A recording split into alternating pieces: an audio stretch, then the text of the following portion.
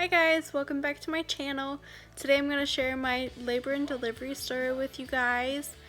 It all started September 6th on a Thursday, 2018. I came in to get induced because I was almost 41 weeks, and my doctor did not want me to go past 42 weeks. So I decided to go ahead and get induced now. So when I got up there, it was about 6 o'clock that evening, and they decided to put me on Cervidil, which they said could make my contractions kind of like period cramps. So I was not excited about that. They laid me on my side for about 2 hours, gave me paperwork to do, and then I sat up. And at about 9 o'clock, my brother and my mom came up to see me, and right about then is when I started to feel contractions. They weren't too strong, so they were bearable to deal with. And then at about midnight, 1 o'clock in the morning on Friday, September 7th, 2018, my contractions started to get a little bit stronger. So I had my nurse ask my doctor if I could have some Tylenol. She gave it to me, and it helped for a little bit, but it didn't help a whole lot, which was okay because I could deal with them. At about 6 in the morning, because you have to keep the Cervidil in for 12 hours, I had them take it out, and then I took a shower to try to relieve some of the pain, but it really didn't help a whole lot. And then I got out. They gave me some broth with some noodles in it, some Jello, but with the pain that I was having, because I was having back labor, it was not fun at all. It was absolutely painful. It was like period cramps on your lower back, but it was like 10 times worse by the end of the time that I had her. So by this time it was making my stomach upset. So I threw up all my food that I just had, which stunk because I was absolutely starving. So at about 7 o'clock, they gave me my Pitocin, and that made my contractions start to come a little bit stronger, a little bit closer together. And by noon, they gave me fentanyl because I said that I was in a 9 and I wanted to get some, relieve some pressure, or relieve some pain. So they gave me fentanyl, and I had a bad reaction. I vomited. I had the shakes where I just shook all the time like I was cold. So then they would give me blankets after blankets. They gave me Zofran with it, and that kind of helped with the feeling nauseous with it. And by about 1 o'clock, within 5 seconds of having contraction, my water broke, which was kind of cool to feel that, but it was like a huge gush of just fluid just coming out.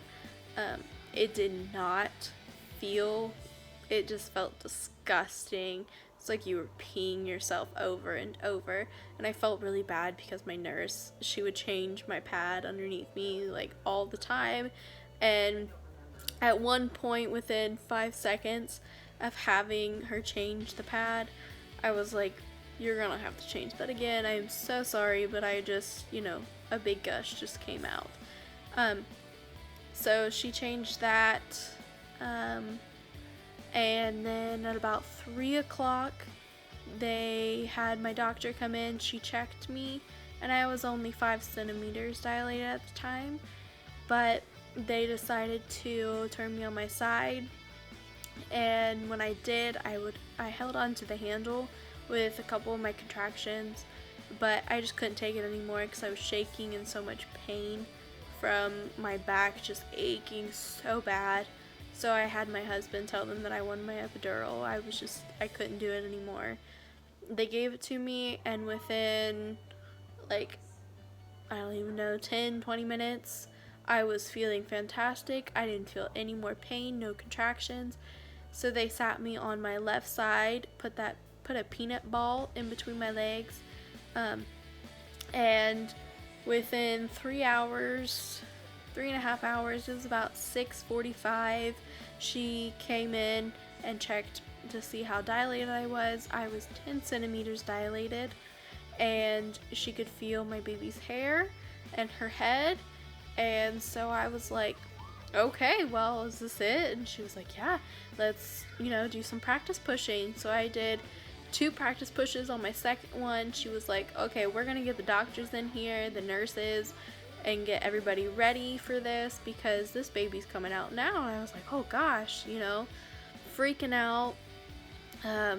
So they came in there. I took about 5 minutes to push her out. I felt her actually, pop through, and so that was super cool to feel. And they took her over to the warmer to get her weighed. Said that she was 7.5 pounds, and she was 19 3/4 inches. I just kept looking at my husband. I had no emotion, didn't cry. I looked over at him and I was like, that's our baby, we gotta take that baby home. We're her parents now. Like, how crazy is that? So I was in shock, and I was absolutely exhausted, so I had no emotion. But by 7:05, I had my husband text his parents and say that I wanted some Papa John pizza because I was starving. So I ate 2 slices of it before they gave her back to me. And then that evening, at about 10 o'clock, 10 or 11, somewhere in between there, I finally got out of bed because the epidural wore off, and went pee because they didn't put any catheter in me, so I had a lot of pee build up in me. And then at about midnight, they moved us into our recovery room. They kept Lily all night because she was not really drinking. She kept spitting everything back up. They gave her a bath and she pooped right after, so she had to have another one, and then she pooped after that one. So she was just a machine that night. I didn't see her at all that night. And then the next morning, Saturday morning, it was about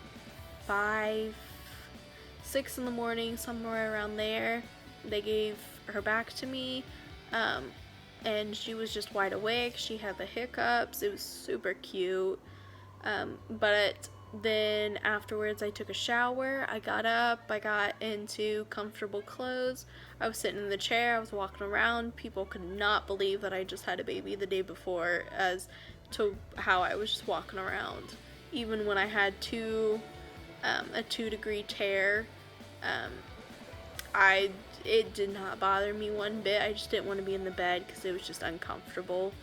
So that day I actually got them to discharge me because I wanted to be in my own bed. I wanted to be comfortable.